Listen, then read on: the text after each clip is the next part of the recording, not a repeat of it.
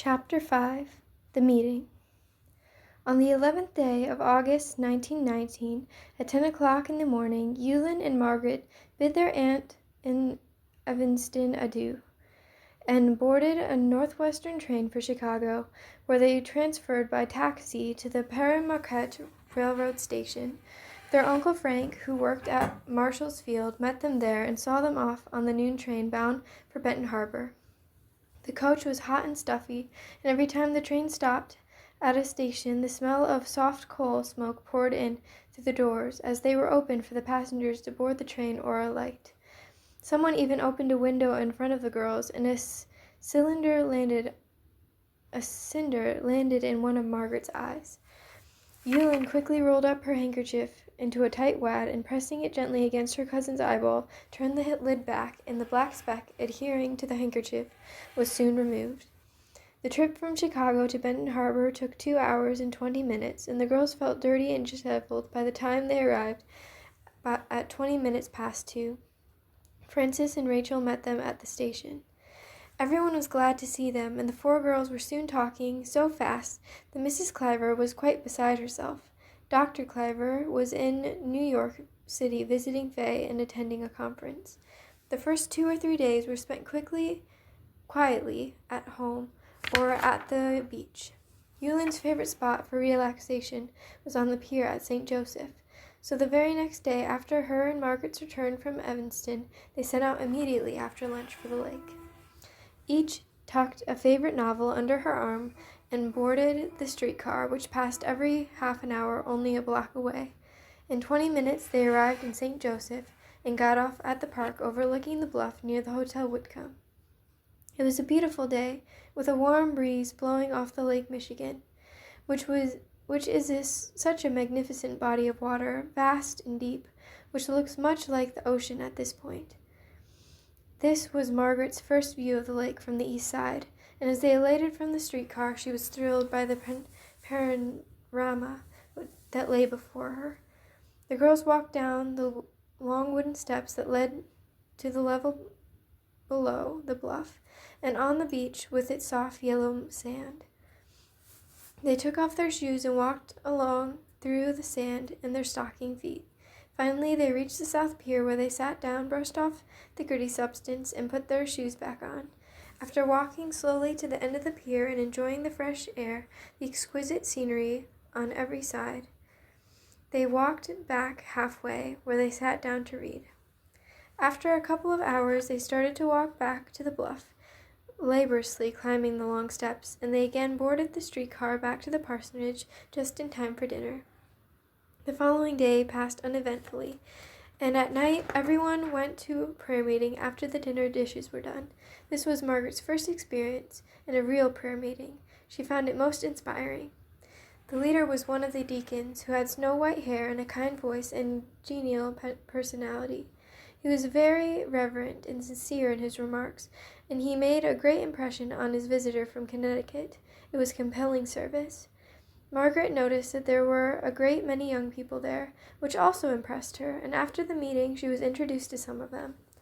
There was one young man that Margaret had noticed during the meeting that had particularly appealed to her, but he had hurried out at the close of the meeting, and she did not meet him. He was a tall and well-built and very handsome, Margaret thought. Yulin told her his name was Lloyd Josky, and that he was a very fine fellow. Since her experience this summer with her fiancé, she found herself always with a watchful eye towards the opposite sex, longing in her heart for a man of her dreams to come along. She had formed that picture in her mind long ago, but she had grown impatient in waiting, even though she was only 21. 21. Well, she felt pretty ancient at 21. Most of her girlfriends were married by now, and here she was still waiting. But why had she clung to someone so long that she didn't really love? Margaret wondered about this often. She knew she should have broken off her engagement long ago, but she felt sorry for the boy, and was afraid if she did it would hurt him miserably, and she did not want to hurt anyone. But she was wretched herself, as she kept putting off the time when she meant to tell him that they were finished.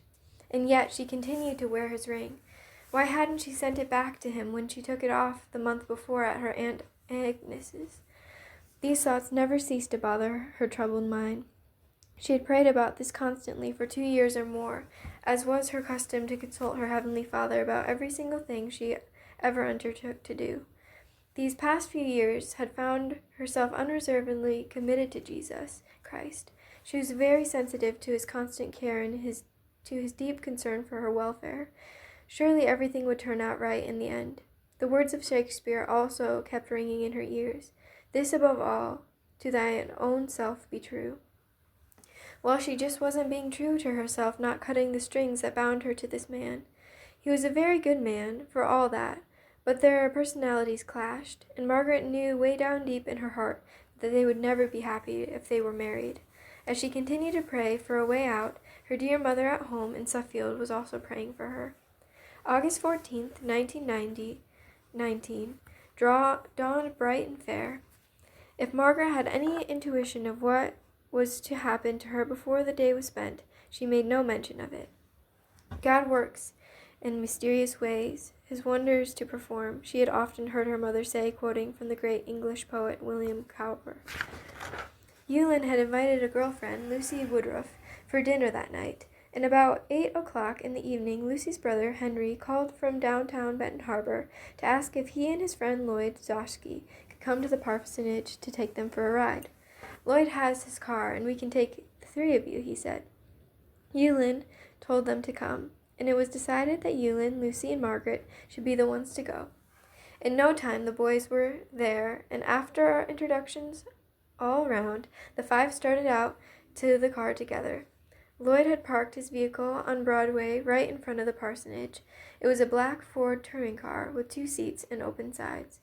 Yulin suggested that Margaret get in the front with Lloyd. Henry sat in the back seat between her and his sister Lucy. At first, Lloyd and Margaret talked about the car. Margaret was fascinated in that subject because she herself had a Model T Ford sedan waiting for her at home in Connecticut. But soon their conversation drifted in the direction of what Lloyd was doing and his plans for the future. Yulin had already told Margaret about his interest in the church and how much their family all thought of him. Lloyd told Margaret that night of his sincere desire to become a minister, but of how, because of the circumstances beyond his control, his plan had been thwarted, and he had to give up the idea. She was extremely interested in his choice of a profession, because for a long time she had told herself that she wanted to be a minister's wife more than anything else in the world. His recital of his disappointment in becoming a minister made her feel very sorry for him indeed. She could understand why the Clivers liked him so well, and she wondered why none of the girls had become enamored with him. She herself was already fascinated by his personality and his irresistible charm. She also saw in him a man of deep religious conviction, and she admired him from the moment she met him. The young people were headed out into the country to Lloyd's Uncle Lou's farm. This was next to one on Town Line Road, which Lou's father and Lloyd's grandfather, Michael Glade, had purchased many years before. The original farm now belonged to Brother Will, but Lou had bought one west of that when he was a young man. Lloyd told his young friends that his Uncle Lou had some very fine muskmelons and suggested that they drive out to sample some of the luscious fruit. After arriving at the big white frame farmhouse and explaining their errand, his uncle gave Lloyd permission to drive out into the field and pick all the melons he wanted to. Everyone piled back into the car, and Lou's son Bruce, who lived with his father and worked the farm with him, jumped on the running board and directed them to the part of the patch where the melons were their best, and it was still daylight. When they returned to the house, they found Bruce's young wife, Helen, a bride of only a few months, in the dining room, arranging the table so all could sit around it while enjoying the melons.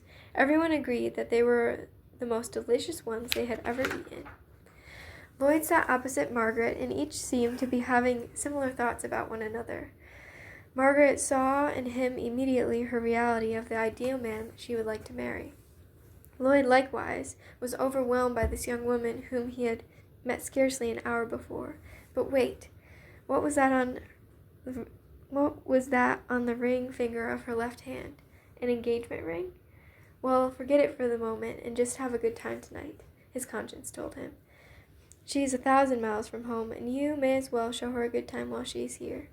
After devouring the melons, everyone went into the parlor, where Yulin seated herself at the piano and began to play some old-time favorite songs, while Henry Woodruff sang. Lloyd and Margaret were standing back of them, peering over their shoulders, when Lloyd said, in a low voice, "Let's go out for a little ride and not let them know." Margaret was game, so in order to escape without being noticed, she said she'd like to have a drink of water, and they excused themselves as they left the room. Having entered the kitchen alone, it was no problem to slip out the back door and jump hurriedly into the car without being noticed. No one thought anything about it until they saw them whizzing out of the yard. It was now after dark. The family and friends stood aghast as they watched the car fly down the road. What were these two young upstarts to do anyway? But what in the world prompted them to be so rude? No one could answer. If the same questions had been asked of these two young people, they could not have answered either. The moon was just up, and although on the wane, was very large and red. It was a perfect night for a lark. They drove several miles out in the country, and after a while they thought they were being followed. Perhaps Bruce and the others were trying to track them down, so Lloyd turned off the lights and drove into a driveway to wait for the car to pass. After it went by, he followed it for a ways until he decided it wasn't Bruce. Margaret was enjoying the excitement of the chase as much as Lloyd. Finally, they stopped again, and Lloyd asked Margaret if she would like to drive. This was the chance she had been waiting for ever since she had left home 7 weeks before. The moon was high in the sky now, and it was after 10 o'clock. All of a sudden, while Margaret was driving, the lights on the car went out, and they were in complete darkness except for the light of the moon. She could not imagine what had happened. It seemed that Lloyd had put a switch on the spotlight, and Margaret unknowingly had turned it off, switching off the headlights too. After tinkering with them for a long while without success, Lloyd decided to take the wheel and drive in the dark. They drove several miles over unfamiliar country roads in the vicinity of Sodus, back to his Uncle Lou's house. No other cars were on the road at this time of night. Nearly 2 hours now passed since Lloyd and Margaret had gone on their escapade. It was after 11 o'clock at night, an unheard of late hour for decent folks to stay out. As they drove cautiously into the yard at his uncle's place, they saw no lights in the house. They realized that Bruce must have taken the others home, and the family had retired. Lloyd found a kerosene can and filled the oil lamps on each side of the windshield, leaving the empty can where he had found it. They drove from Town Line Road back to the city with only those emergency lights burning dimly. When they arrived at the parsonage, they found all the lights on downstairs and all the family up waiting anxiously for them. Lloyd only escorted Margaret to the door and took a little time in bidding her good night. She felt very sheepishly as she entered the house to face her agitated relatives alone. Her cousins made no pretense about making her feel more downcast and embarrassed. One would think she had done something disgraceful. But her spirits rose as she started to go up the stairs to her room, as her aunt kindly said, "Margaret, that's the kind of man you ought to marry." With those words ringing in her ears and the excitement of the long evening behind her, Margaret could not get to sleep. The point that bothered her most was not so much her wondering if Lloyd cared for her, as for the fact that she, Margaret Elizabeth Hathaway, of sound Puritan stock, could fall in love with a stranger while she was still engaged to another man. Surely this ought to settle matters once and for all. She had made up her mind to be true to herself at last. So, with a determination born of her better judgment, she rose resolutely from her bed, and being careful not to make any noise, lest she disturb some of the family, she found her way to the light switch, by the light of the street lamp which shone through her window. Having turned on the light, she deliberately removed the ring from her finger and placed it in its box, which she carried in her handbag. This done, she sat down at the desk and started to write a carefully considered letter to her former sweetheart. Her diary of August 15th, 1919, reads, "Lloyd is a fine young man, and this night my eyes were opened to many great things. I saw in Lloyd my reality of an ideal man. He is just the kind I should be proud to marry." And later, "Well, I've decided to break my engagement with." The letter Margaret started that night was not finished until Saturday. The entry for that day consisted of only two terse sentences. Am writing a carefully considered letter to. I am determined I shall never marry him. This was not an easy decision to make, but it was made the night she met Lloyd, and she felt better for it. She had no reason to believe that Lloyd felt any admiration for her. It had been made alone, with only God as her witness. She would leave the outcome to him. He would take care of this matter too, for this she was sure. So she put out the light and went peacefully to sleep.